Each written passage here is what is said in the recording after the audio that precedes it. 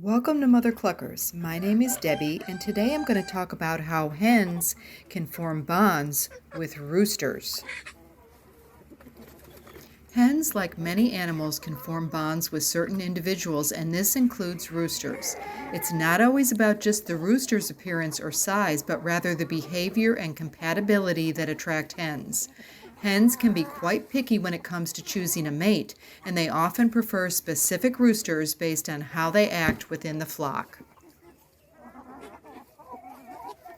Roosters do a lot to impress hens, especially when it comes to mating. They may perform different behaviors like dancing, making sounds, or even offering treats to the hens they're interested in.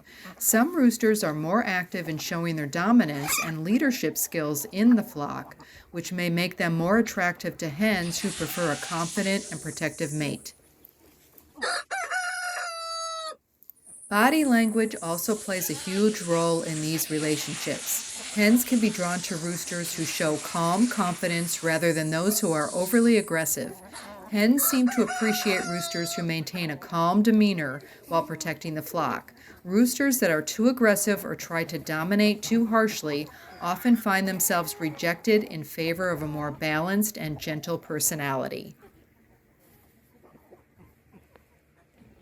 The age and experience of a rooster also matters. Older, more experienced roosters tend to have better survival skills and flock management abilities, which might make them more appealing to hens. They know how to protect the flock from predators, take charge in finding food, and generally keep everything in balance. Young or inexperienced roosters might struggle to win over hens because they don't yet have these abilities or the same level of confidence.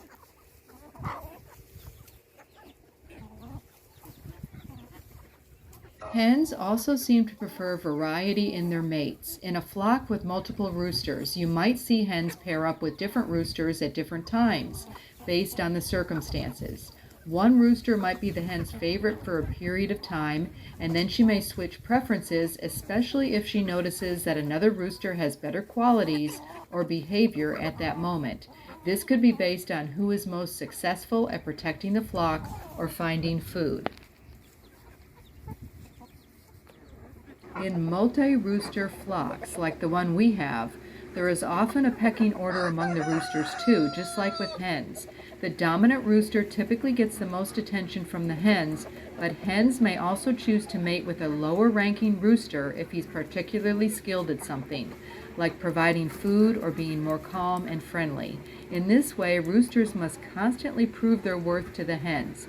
And it's not just about size or strength, but about behavior and familiarity. Another interesting fact is that hens can choose who they mate with. Research has shown that hens can actually be selective when it comes to mating. They may prefer certain roosters based on things like their vocalizations or how they respond to the hen's behavior. Sometimes hens will actually choose a rooster who is more closely related to them in terms of genetics, helping to avoid inbreeding while still maintaining strong flock genetics. Over time, these bonds between hens and roosters can create a sense of stability in the flock. Hens will gravitate toward a particular rooster for protection and comfort, and this often helps in maintaining a balanced and peaceful group dynamic. In fact, a hen who has a good relationship with a rooster may be less stressed and more likely to lay eggs and contribute to the overall health of the flock. If a hen mates with multiple roosters, the chicks that hatch from her eggs can have different fathers. This happens because a hen can store sperm from different roosters for up to 2 to 3 weeks. Each time she lays an egg, the sperm that fertilizes it could come from any of the roosters she's mated with during that time. However, each individual egg is fertilized by just one rooster's sperm. A chick can't have more than one father, but if a hen has been with several roosters, a single clutch of eggs could hatch into chicks with different fathers, each carrying unique traits from a different rooster. That's why in a mixed flock you can get chicks that look completely different from one another, even though they came from the same mother. What's really interesting is that a hen's body sometimes favors certain roosters over others. If she's mated with a more dominant or genetically compatible rooster, his sperm might be used more often to fertilize her eggs. This means that even if a lower ranking rooster mates with a hen, he might not father as many chicks as a more dominant one. If you're breeding chicks for specific traits, this is something to keep in mind. Unless you separate the hens or do DNA testing, you won't always know which rooster fathered which chick, but in a free-range flock with multiple roosters, you'll often end up with a mix of genetics, leading to unique and sometimes surprising results. The fact is that chickens are social animals and they build complex relationships within their flocks. The bond between hens and roosters is just one example of how chickens create meaningful connections, and it adds to the complexity of flock dynamics.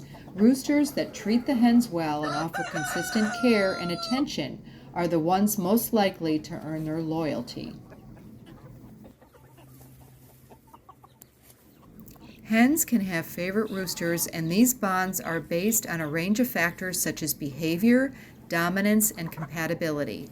Just like in human relationships, chickens also form attachments to individuals based on their personal qualities and how they interact with their environment.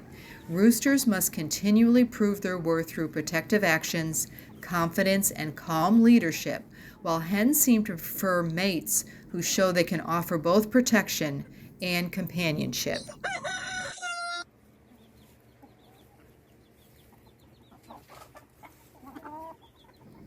Since we have several different roosters in our flock, we can expect a mix of genetics in the chicks when we hatch the eggs.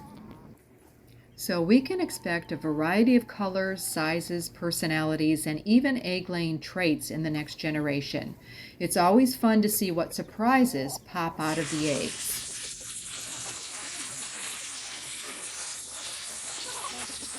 We'd be really interested to know if you have different roosters in your flock, and do you hatch your own eggs? Let us know in the comments below.